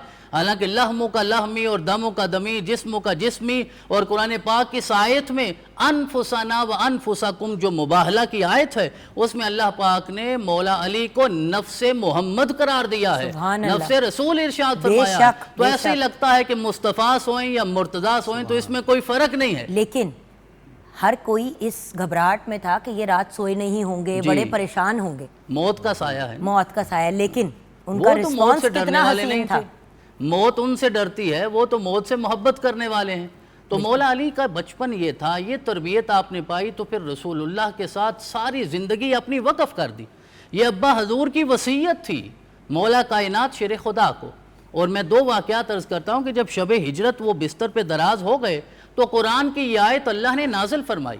हज़रत इमाम फ़खरुद्दीन राज़ी तफ़सीर कबीर में सायद का शान नज़ूर लिखते हैं कि वामिन अन्नास में यशरी नफ्सहु इब्तिगा मर्दातिल्लाह वल्लाहु रऊफ़ुम बिल इबाद, कि लोगों में से कुछ ऐसे भी खुश नसीब होते हैं कि जिन्होंने अल्लाह की रज़ा हासिल करने के लिए अपनी जान को भी कुर्बान कर दिया है। तो वो आयत मौला कायनात शेर खुदा के लिए नाजिल हुई। हज़रत जिब्रील आए, जनाब मीकाईल आए, जिब्रील मौला अली के सरहाने पे आ गए, मीकाईल आपकी पांती की तरफ आ गए, और जिब्रील आके कहने लगे बख बख या इब्न अबी तालिब मन मिसलो का, कि अबू तालिब के बेटे आपको मुबारक हो, आप जैसा कोई नहीं। अल्लाह पाक इस वक्त अर्श पे कुदसियों की महफिल से जाकर आपका तज़किरा कर रहा है। इन्नमा वलियुकुमुल्लाहु व रसूलुहु वल्लज़ीना आमनुल्लज़ीना युकीमूनस्सलाता व यूतूनज़्ज़काता व हुम राकिऊन। हज़रत अबू ज़र कहते हैं कि नमाज का वक्त था, हमने रसूल अकरम के पीछे नमाज पढ़ी। अब एक साइल आ गया सवाल लेकर, और उसने मस्जिद में बैठे सारे लोगों से मांगा, किसी ने कुछ अता नहीं किया। सरवरे कायनात भी तशरीफ फरमा थे, لیکن آپ بھی آج کچھ دیکھنا چاہتے تھے اور اس کے بعد اللہ سے کچھ مانگنا چاہ رہے تھے، کسی نے کچھ نہیں دیا۔ اب وَقَانَ عَلِيٌّ عَلَيْهِ السَّلَامِ رَاكِعًا، اب اس کیفیت میں پہنچے کہ مولا علی رکوع کے حال میں ہے اور اس سائل نے ہاتھ اٹھائے اور اللہ کی بارگاہ میں شکوہ کر دیا، مولا تیرے گھر میں مانگنے آیا ہوں، کسی نے دیا ہی نہیں۔ اب مولا علی رکوع میں تھے، نماز ختم ہونے کا انتظار بھی نہیں کیا، اپنے دائیں ہاتھ کی چھوٹی انگلی کے ساتھ اس کی طرف اشارہ کیا جس میں آپ کی انگوٹھی تھی، آپ نے وہ عطا کر دی، اس نے انگوٹھی لے لی۔ اب مولا کائنات شیر خدا کی سخاوت کا یہ منظر آقا دیکھ رہے تھے، آقا نے ہاتھ اٹھا کے اللہ کریم کی بارگاہ میں عرض کیا، مولا میرے بھائی موسیٰ کلیم اللہ نے ایک بار تیری بارگاہ میں عرض کیا تھا، رب اشرح لی صدری ویسر لی امری، یہ دعا کرنے کے بعد کہا تھا کہ میرا بھائی ہارون میرے وزیر کی صورت مجھے عطا کر دے، تو نے ہارون کو جناب موسیٰ کا وزیر بنا دیا تھا، اب میں تیرا نبی محمد، میں تیرا محبوب محمد اپنا بھائی علی تجھ سے مانگتا ہوں کہ علی مجھے میرے وزیر کے طور پہ عطا کر دے۔ جب آقا کریم نے یہ دعا مانگی، راوی کہتے ہیں ابھی چہرے پہ ہاتھ آقا نے نہیں پھیرے تھے، میرے رب نے یہ آیات دے کر جبریل کو نازل کر دیا اور رسول اکرم کے ساتھ مولا علی کی وہی نسبت ہوگی جو جناب ہارون علیہ السلام کی حضرت موسیٰ علیہ السلام کے ساتھ ہے۔ بہرحال یہ عرض کرنا مقصود ہے کہ یہ محبت کی جو داستانیں ہیں، اس میں گھٹی تربیت میں وہ شامل ہے جو حضرت سیدنا ابو طالب علیہ السلام نے اپنی سیرت کے ساتھ اور اپنی محبت کے ساتھ اپنی ساری اولاد کو عطا فرمائی۔ کیا بات ہے جی علامہ صاحب، گفتگو کو اگر ہم آگے بڑھاتے ہیں، اب ہم پرسنلی کیا سیکھ سکتے ہیں؟ لیکن یہ بڑی ایک امپورٹنٹ حصہ ہوتا ہے کہ اس گفتگو کا کہ ہم سیکھ کیا سکتے ہیں ان ہستیوں سے، اپنی زندگیوں میں کیا چیزیں امپلیمنٹ کر سکتے ہیں۔ جس طرح آپ نے پہلے بات کی کہ ان سے عقیدت ہونا کافی نہیں ہے بلکہ ان کی سیرت کو اپنا اسوہ بنانا ضروری ہے۔ اللہ قرآن میں فرماتا ہے لَقَدْ كَانَ لَكُمْ فِي رَسُولِ اللَّهِ أُسْوَةً حَسَنَةً کہ ذات مصطفیٰ میں تمہارے لیے کامل نمونہ ہے، اور ذات مصطفیٰ کے جو تربیت یافتہ ہیں، ان تربیت یافتہ میں جن کی سب سے زیادہ رسول اللہ نے تربیت کی ہے گھر میں بھی اور باہر بھی، وہ یہی دو ہستیاں ہیں، زہرا و علی، کہ جن کی رسول اللہ نے پوری مکمل تربیت اس طرح کامل تربیت کی ہے کہ رسول خدا فرماتے ہیں لَقَدْ كَانَ اللَّهُ فِي فَاطِمَةَ أُسْوَةً لِلْعَالَمِينَ کہ اللہ نے ذات فاطمہ میں سب کے لیے اسوہ رکھا۔ اب بطول عذرا جو ہیں وہ فقط عورتوں کے لیے اسوہ نہیں ہیں بلکہ مردوں کے لیے بھی اسی طرح سے اسوہ ہے۔ اور پھر جب یہ دونوں ہستیاں خدا نے ان کا ازدواج فرمایا، مرج البحرین یلتقیان کی منزل آتی ہے، اور پھر جب یہ دونوں ہستیاں خدا ان کا نکاح فرما دیتا ہے، عرش پہ بھی نکاح ہوتا ہے، فرش پہ بھی نکاح ہوتا ہے، اور پھر جب یہ رخصتی ہو جاتی ہے تو روایت بتاتی ہے اگلے ہی دن رسول خدا امیر المومنین کے گھر میں تشریف لاتے ہیں اور جناب امیر المومنین سے پوچھتے ہیں، علی سے پوچھتے ہیں، یا علی، اے علی تم نے میری بیٹی کو کیسا پایا، میری بیٹی کو بطور زوجہ کس طرح سے پایا؟ تو مولا علی اگلے ہی مرلے میں فرماتے ہیں نعم العونۃ فی اطاعت اللہ، اے اللہ کے رسول میں نے اپنی زوجہ کو اللہ کی اطاعت میں بہترین مددگار پایا۔ یعنی ایک زوجہ ایک شوہر کے لیے فقط اس کی زندگی کے حصہ نہیں ہے بلکہ اللہ کی اطاعت میں بہترین اس کا ہمسفر ہوتی ہے۔ اور پھر وہ یہ اسوہ ایسا قائم رہا کہ امیر المومنین علی بن ابی طالب علیہ السلام فرماتے ہیں کہ بطول نے کبھی مجھ سے اس چیز کا تقاضا نہیں کیا کہ جو میں اس کو دے نہ سکوں، اور جناب امیر المومنین تو ظاہراً خدا کی ذات کے وہ ولی ہیں کہ جو چاہیں وہ کر سکتے ہیں، مگر ایک ظاہری زندگی کے حوالے سے امام علیہ السلام نے ارشاد فرمایا۔ اور پھر خدا نے ان کو دو ایسے پھول عطا فرمائے، حسن و حسین جیسے پھول، کہ جن کی پرورش جناب سیدہ نے اس عنوان پہ کی ہے، اور فقط ان کی پرورش نہیں کی ہے بلکہ آپ روایات اٹھا کے دیکھیں تو جناب سیدہ مدینے کے مسلمانوں کے بچوں کو اپنے گھر میں جمع کرتی تھی اور ان کی تربیت فرماتی تھی، اور جناب سیدہ سلام اللہ علیہ نے اپنے بابا سے جو سیکھا تھا وہ امت تک منتقل کیا ہے۔ مشکلات بھی آئیں، فاقے بھی آئے، پریشانیاں بھی آئیں، مگر خلوص سے دل کے ساتھ خدا کی بارگاہ میں خدا کے لیے ذات کو وقف کیا۔ آپ دیکھتے ہیں کہ یہ حسنین کریمین کو بخار ہوتا ہے اور رسول خدا فرماتے ہیں کہ اے زہرا آپ روزے کی منت مان لیجئے، آپ روزے کی منت مانیں گے تو ان کا بخار اتر جائے گا۔ حسنین کریمین کا بخار اترتا ہے اور ایسے میں 3 دن کے روزوں کی منت ہوتی ہے، تو جناب زہرا امیر المومنین سے فرماتی ہیں کہ آپ کھانے کا اہتمام کیجئے، افطار کا اہتمام کیجئے، کل سے ہم روزہ رکھیں گے۔ تو گھر میں موجود 5 افراد روزہ رکھتے ہیں، یعنی جناب امیر المومنین، جناب زہرا، مولا حسن، مولا حسین بچپنا ہے، اور اسی طرح جناب فضہ جو ان کی کنیز ہیں، یہ 5 افراد گھر میں روزہ رکھتے ہیں، اور ادھر دسترخوان بچھایا جاتا ہے، افطار کا سماع آتا ہے، ادھر کھانے کی طرف ہاتھ بڑھتے ہیں کہ دروازے پہ سوالی آ جاتا ہے کہ عطا کیجئے، تو جناب فضہ کو حکم دیا جاتا ہے کہ دسترخوان اٹھاؤ اور پورا دسترخوان ہی بخش دو، اور کہا جاتا ہے کہ پانی پی کر سو جائیے، اور اگلے دن پھر روزہ ہوتا ہے, اور یہی ہے اور پھر جب روزہ افطار ہوتا ہے تو پھر دوسرے دن پھر سوالی آتا ہے, پھر آل محمد عطا کر کے پانی سے افطار کر دیتے ہیں. اور چھوٹے چھوٹے بچے وہ دیکھیں کہ جو 3 دن پہلے یہ بخار سے سلسلہ گزر چلا, کے آئے ہیں, 3 دن یہ سلسلہ چلا, بخار سے گزر کے آئے ہیں, اور پھر جب تیسرے دن روزہ افطار کا سامان پھر بانٹا جاتا ہے, رائے خدا میں عطا کیا جاتا ہے, تو مصطفیٰ صلی اللہ علیہ وسلم علیہ مسکراتے ہوئے تشریف لاتے ہیں, اور خدا فرماتا ہے کہ محمد و آل محمد کے لیے میں نے پورے سورہ دہر ان کے فضائل میں اتار دی ہے. اور پھر پروردگار عالم وہ سورہ دہر جب نبی کو بھیجتا ہے, اور پھر تبا کے جنت ساتھ آتا ہے, کہ یعنی جو رائے خدا میں خیرات کیا تھا اس کے بدلے میں جنت کا کھانا ان کے لیے آتا ہے. یہ وہ ذوات ہیں کہ ان کی سیرت اسوہ ہر انسان کے لیے جو ہے وہ نمونہ عمل ہے. انہوں نے فاقوں میں بھی زندگی گزار کے دنیا کو بتایا ہے, انہوں نے اسرت میں بھی زندگی گزار کے دنیا کو بتایا ہے.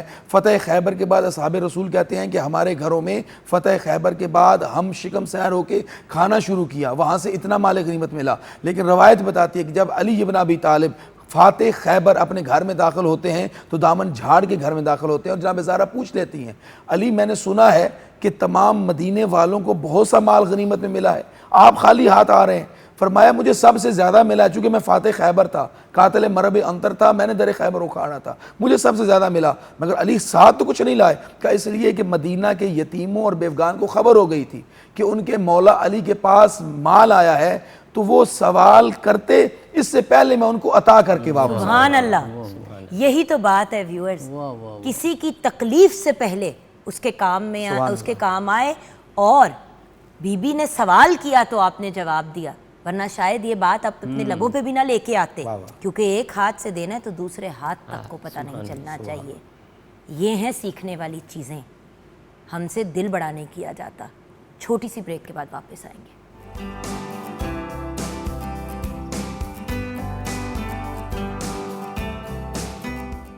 Welcome back from the break viewers. آئیے کچن میں نظر ڈالتے ہیں اور دیکھتے ہیں کہ کیا سچویشن ہے. جی شیفا نے جی جو گناپی جو ہے ہمارا کابلی پلاؤ, پشاوری بیسکلی کابلی پلاؤ جو ہے وہ ریڈی ہو گیا ہے. ساتھ میں ہم نے ٹماٹر کی چٹنی کے ساتھ اس کو سرو کیا. یہ کمپلیٹ میل ہے, میرا نہیں خیال کہ آپ کو اس کے ساتھ اور کسی رائتا یا کسی کباب اور جو وغیرہ آپ کی نے ضرورت طریقہ بتایا ہے وہ بہترین طریقہ ہے. It's very very simple and انکمپلیکیٹڈ.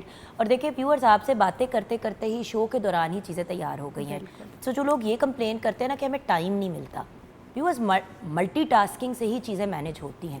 آج ہم جن عظیم ہستیوں کی بات کر رہے ہیں وہ 50 کام ایک ساتھ کر رہی ہوتی تھی, اور کبھی انہوں نے اف تک نہیں کی, اور ہم 1-2 چھوٹے موٹے کام کرتے ہوئے بھی اتنا اس کے ساتھ ڈرامہ ایڈ کر دیتے ہیں کہ اٹس اننیسیسری.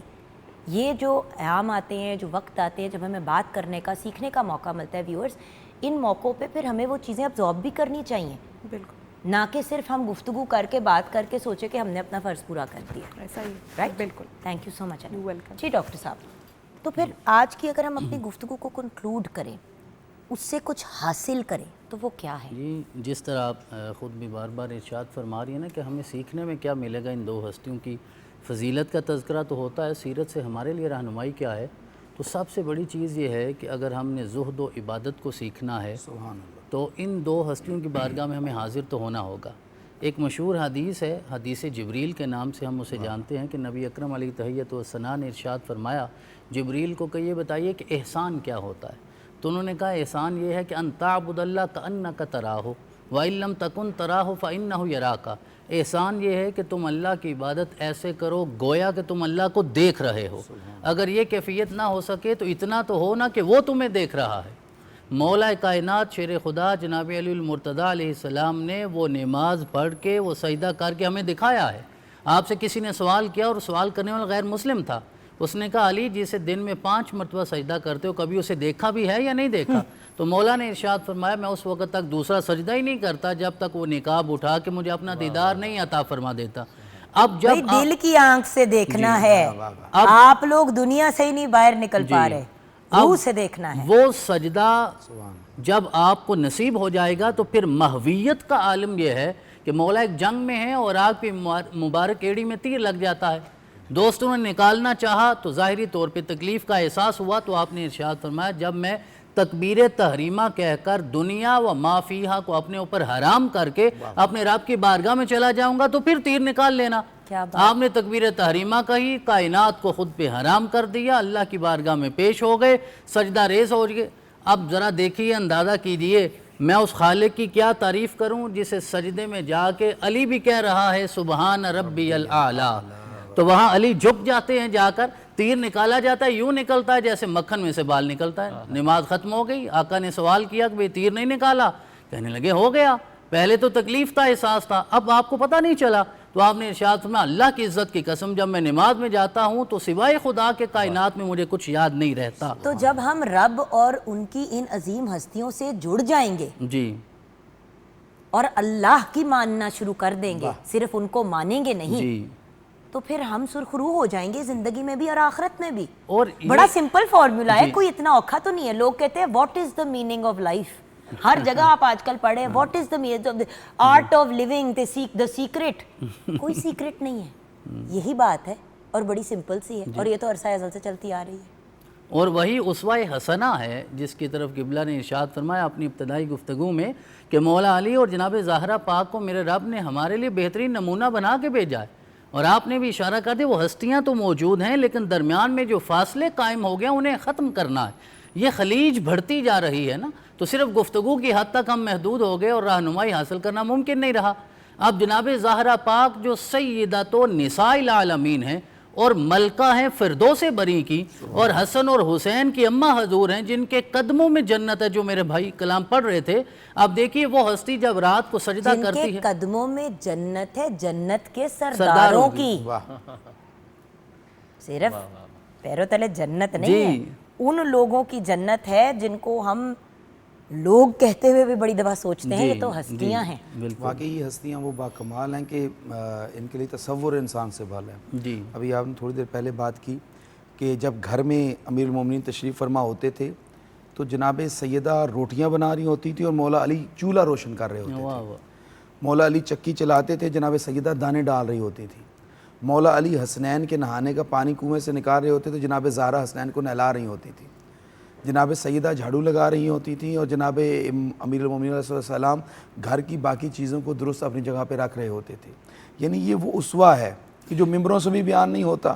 آپ دیکھیں کہ بی بی کا رویہ اپنی کنیز کی طرف, بی بی فضا کے ساتھ جو ان کا رویہ, سبحان اللہ, ایک دن وہ کام کرتی تھی اور ایک دن بی بی فضا کام کرتی تھی. کون کرتا ہے یہ؟ فقط اتنا نہیں, آج کل کے زمانے میں جہاں پہ اتنی فریڈم اینڈ رائٹس کی بات ہوتی ہے وہاں پہ بھی نہیں ایسا ہوتا. فقط اتنا نہیں ہے بلکہ کنیز کی تربیت اس عنوان پہ کی. وہ حبشی تھی, یہ عرب ہیں, وہ حبشی ہیں. حبشی تو عرب کو اپنے قریب, عرب جو ہے حبشیوں کو بھٹکنے نہیں دیتے تھے, لیکن جناب سیدہ نے اس انداز سے تربیت کی کہ جناب سیدہ کی ہجات مبارکہ کے بعد جتنا عرصہ جناب فضا زندہ رہی ہیں, جناب فضا کے لیے تاریخ نے لکھا ہے کہ جناب فضا جو کلام کرتی تھی وہ قرآن سے بات کرتی تھی. یعنی کوئی بھی ان سے بات کرتا تھا وہ صرف قرآن کی آیت پڑھتی تھی, قرآن کی آیت کے سوا کوئی نہیں پڑھتی تھی. یعنی ناطق قرآن کے گھر میں ڈیوٹی دینے کے بعد وہ متکلمہ بالقرآن ہو گئی تھی, جن جناب فضا کی آپ بات کر رہے ہیں.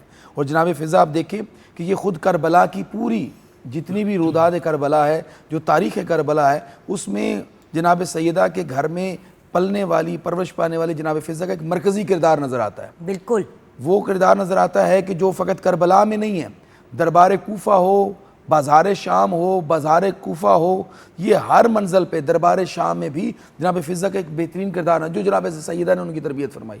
اور جناب سیدہ کے حوالے سے میں عرض کرنا چاہوں گا, دیکھیے گا کہ وہ ایک منزل پہ بیٹی ہے تو رحمت للعالمین کی, سبحان اللہ, یعنی رحمت ہے تو رحمت للعالمین کے لیے. اگر وہ اپنے ایمان ہے شعور کا تو کل ایمان کی, سبحان اللہ. اور اگر جنت ہے جناب سیدہ کے قدموں میں تو سرداران جنت کی. یعنی وہ بطور ماں دیکھیں تو بے مثل ہے, بطور بیٹی دیکھیں تو بے مثل ہے, بطور زوجہ دیکھیں تو بے نظیر ہے, بے مثل ہے, اور بطور مالکہ گھر دیکھیں تو جناب فضا کی نسبت سے تو بے مثل ہے. پورے عرب میں ایسی کوئی صحابیہ نہیں, کوئی صحابی نہیں اور کوئی ولی نہیں گزرا کہ جس نے اپنی کنیز کی اس طرح سے تربیت کی ہو کہ کنیز کو بھی متکلمہ بالقرآن بنا دیا ہو. خود ناطقہ قرآن ہے اور کنیز متکلمہ بالقرآن ہے. اور پھر امام حسنین کریمین کی جو تربیت فرمائی, اور فقط ان کی نہیں جو بیٹیوں کی تربیت فرمائی, کہ کربلا کے منجدھار میں جب اسلام کی کشتی, اسلام کی ناؤ کو نا خدائے اسلام حسین ابن علی نے ایک سمت دی تو اس سمت کے بعد پھر جب حسین کا سر نیزے پہ بلند ہو کے کوفہ کے بازاروں میں اور کوفہ کے درباروں اور شام کے بازاروں میں جا رہا تھا، تو ایسے لمحے میں حسین ابن علی کی آواز کو بن کر جناب ثانیہ زہرا نے جو خطبے پڑھے ہیں اور جناب ام کلثوم سلام اللہ علیہ نے جو خطبے دیے ہیں، یہ دونوں بہنوں کے کیفیت خطبے. میں سوچیں کہ آپ نے خطبے دیں، اس کیفیت میں تو انسان کا دماغ سن ہو جوگن جاتا بہن جب بندہ دفن ہو جائے نا تو بہنوں کے بھائی بہنوں کے عزیز و اقارب کے جو غم ہیں وہ مندمل ہونا شروع ہو جاتے ہیں دنوں کے گزرنے کے ساتھ ساتھ. اور جس کے بھائی کا سر اس کے معامل کے آگے آگے چل رہا ہو، اور جس کے بھائی کا سر فقط وہاں تک نہ چل رہا ہو بلکہ جب کوفہ کے دربار میں جاتی ہیں اور عبید اللہ ابن زیاد کہتا ہے کہ تو نے دیکھا زینب کہ خدا نے تم کے ساتھ کیا کیا، تو بی بی زینب فرماتی ہیں ما رأیت الا جمیلا، میں نے ہر منزل پہ جمال خدا دیکھا ہے.